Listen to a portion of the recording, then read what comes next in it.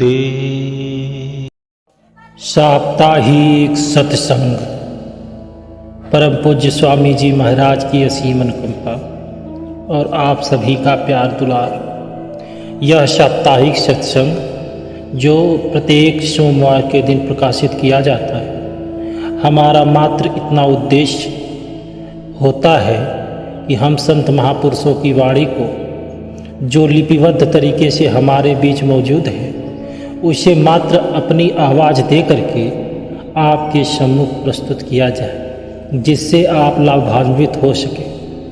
जय गुरुदेव। एक साधक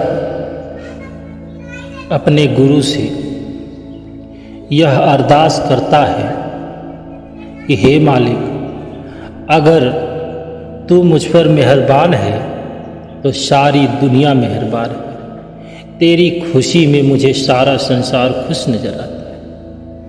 मैं तेरे देश चलकर सुख की जिंदगी गुजारना चाहता हूँ। यह तेरा रहम है कि तू मुझ पर दया करे। अब आत्मा रूपी स्त्री सुंदर होकर अपना प्रेम और अपना प्यार प्रकट करती है। पहले बहुत बदसूरत थी, कोई ढंग नहीं था। अब जो तू अंदर का पर्दा खोलकर मुझे दर्शन दिए हैं, यह तेरी दया है।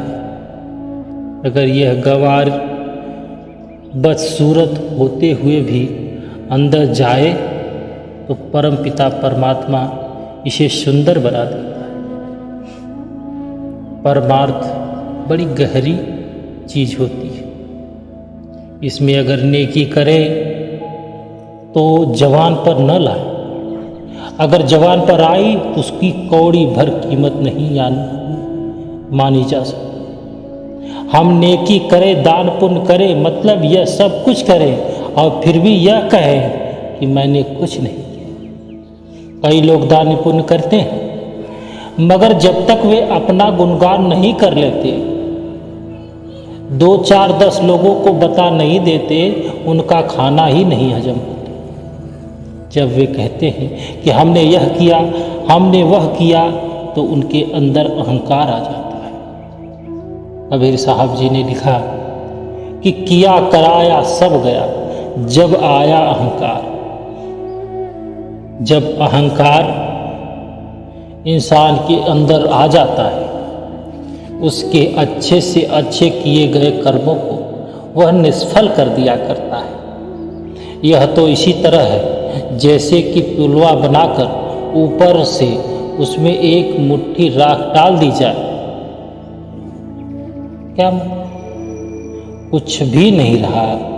आदमी नेकी का कार्य करे और जबान पर न लाए, यह उत्तम नीति और यह परमार्थ की शिक्षा है। अगर परमार्थ के स्कूल में आकर इंसान सच्चे अर्थों में इंसान न बने, तो फिर और कोई स्थान नहीं जहां वह जाकर इंसान बन सके। अगर कारखाने में जाकर भी मशीन के पुर्जे नुक्से न निकले, तो फिर और कहाँ निकलेंगे। यानी जो शिष्य की गति है वह बड़ी ऊंची है। जो संत का दरबार है वह परमार्थ का स्कूल है। वहाँ खोटों की गति नहीं, यानी यहाँ खोटे पहुँच नहीं सकते।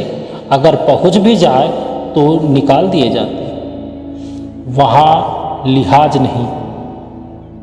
अब मतलब तो यह है कि जो दान पुण्य करते उसे जताते हैं, उन्हें तो नशा चढ़ जाता है, परंतु जो सुनते हैं वे कहते हैं कि हे मूर्ख, ये दानी पुरुष तो सेखी बखाते हैं, और लोग उसे मूर्ख कहते हैं। चाहिए तो यह था कि नेक काम करे मगर जबान पर न लाए। जब हम अच्छे कर्म करते हैं, लोग अपने आप ही अच्छा कहेंगे। जब अपनी जबान से हम कहने लगेंगे तो उसका मोल ही क्या रह गया। हमारे किए कर्मों को लोग उसकी व्याख्या करेंगे, हमें कहने की कोई ज़रूरत नहीं। अरे एक जिक्र है कि एक बार बादशाह शाहजहां अपने सयनगर में सो रहा था। नौकर चाकर भी सो गए थे। रात को उसे प्यास लगी तो वह उठा, देखा तो सुराही में पानी नहीं था। घड़ों की तरफ गया तो वहाँ भी पानी नहीं था। अंदर एक छोटा सा कुआं था जिस पर चरखी लगी हुई थी। जब बादशाह ने जाकर चरखी की रस्सी से डोल को बांधी हुई कुएं की बाल्टी नीचे छोड़ा तो चरखी का कोना उसके सिर पर लगा और खून बहने लगा। सिर चक्कर देने लगा, वह गिर पड़ा। इस पर वह कहने लगा, शुक्र है, शुक्र है, शुक्र है। नौकर चाकर सब जाग उठे। फिर क्या हुआ?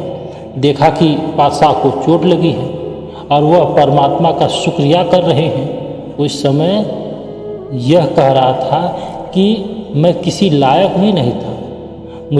मुझ बेवकूफ़ को समय रहते हुए भी आपने इतना लायक बना दिया। मुझ बेवकूफ़ को जिसे पानी निकालने की अक्ल नहीं, मालिक ने मुझे बादशाह बना दिया। अब कहते हैं कि शुक्र है, मुझे सतगुरु मिल गया। चाहे कोई अमीर या गरीब, जिसके पास नाम है वह शहंशाह है। सतगुरु और शब्द नाम के बराबर कोई ऊंची दौलत नहीं।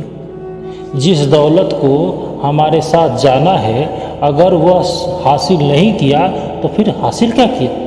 कुछ भी नहीं। अगर नाम की कमाई नहीं की तो सिर्फ रोटियां खाते रहे, रोटी खाई और सो रहे। नहीं, इसको शिष्य को चाहिए थी कि अपने ऐब पापों की ओर ख्याल रखे, नाम की कमाई करे और परमात्मा से प्रार्थना करे कि हे मालिक, तेरा शुक्र है कि मैं तेरी छत्र छाया में सुखी हूँ। यह सुंदर स्त्री का काम। अब कहते हैं कि हे मालिक, तू चाहे मुझसे भीख मांगो, मैं नाराज नहीं होता। चाहे राज सिंहासन दे दे, मैं खुश नहीं होता। यानी तू जो करे मैं तेरी रजा में रजा हूँ, मुझे सब मंजूर है। यह शिष्य और गुरु का संवाद है। शिष्य कहता है कि जो कुछ कर रहा है वह गुरु जो कुछ कर रहा है सोच समझकर कर रहा है, इसलिए जो कुछ वह करता है वाह वाह।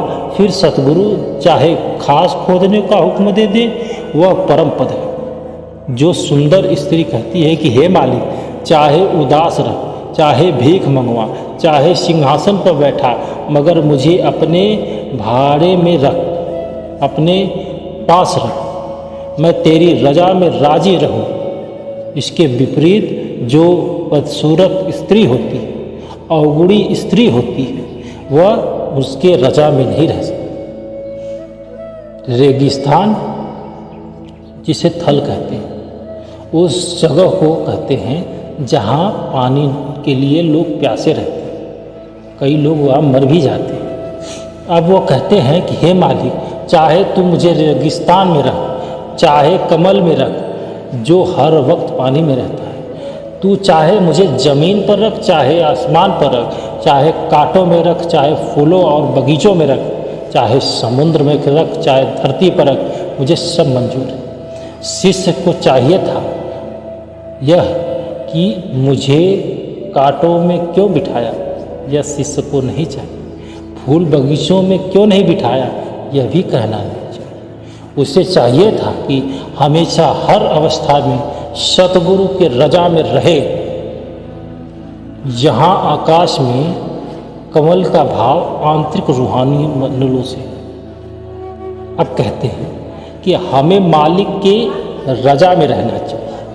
अगर रजा में रहे तो हमें कोई डर नहीं। जो सुंदर स्त्री होती है वह कहती है कि हे मालिक, मैं इस संसार सागर से पार होना चाहती हूँ। चाहे तू मुझे पार लगा दे, चाहे गहरे भवसागर में डुबा दे, मैं तेरी रजा में रहूँगी। बिना अंदर गए रजा में नहीं रहा जा सकता। बिना चाव के, बिना गुरु प्रेम के, बिना भाषा के उसकी, बिना उसके भाव के उसे नहीं माना जा सकता। भाव मानना बड़ी कठिन चीज़ है। यह भाव उत्पन्न बहुत कठिनाई से होता है। फिर भी हमें चाहिए कि मालिक हमारी निंदा कराए, चुगली कराए, दर दर भीख मंगवाए या कुछ भी कराए, हमें जो भी हुक्म में दे, हमें उसकी हुक्म को मान करके बिना डरे निडर होके कार्य करना चाहिए। यह प्रेमियों के लिए हुक्म है, यह प्रेमियों के लिए एक सतगुरु का आदेश है। उस आदेश का पालन करना चाहिए। अगर यह उसकी रजा में रहे तो वह मालिक उससे प्यार करने लगता है, अंतर में उसका प्रेम जागृत हो जाता है, उसकी ऊपर उसको दया आती है, उसके गुणों का ख्याल बना रहता है। अगर शिष्य के अंदर उनका भाव है तो उसके अंदर भी मालिक का प्रेम आ सकता है।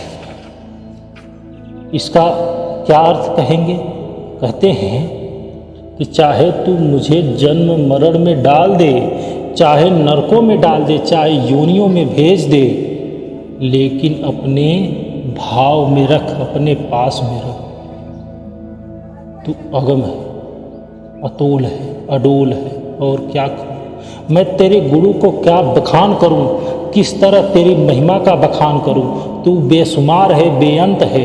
आखिर यह कहकर मैं तेरी चरणों को शीश झुकाता हूँ, तेरे चरणों पर नतमस्तक होता हूँ। हे मालिक, मैं क्या कहूँ, क्यों सुनूँ, क्या सुनूँ, क्या मांगूँ? मैं तो सिर्फ तेरा दर्शन मांगता हूँ, तेरे सिवा मैं क्या मांगूँ? तेरे दर्शन की प्यास मुझे सदा लगी रहे, यह भाव, यह भीख मांगता हूँ। अब सब कुछ कहकर एक प्रार्थना करते हैं कि हे मालिक, तू किस तरह मिलता है? फिर खुद ही जवाब देते हैं कि शब्द और सतगुरु के जरिए सतगुरु मिलता है, और उसके जरिए शब्द मिलता है, और शब्द के जरिए फिर तू मिलता है। मालिक, मुझे तू मिल, मुझे अपने पास बुला ले, मुझे अपने पास बुला के अपने शरणों में रख। जय गुरुदेव।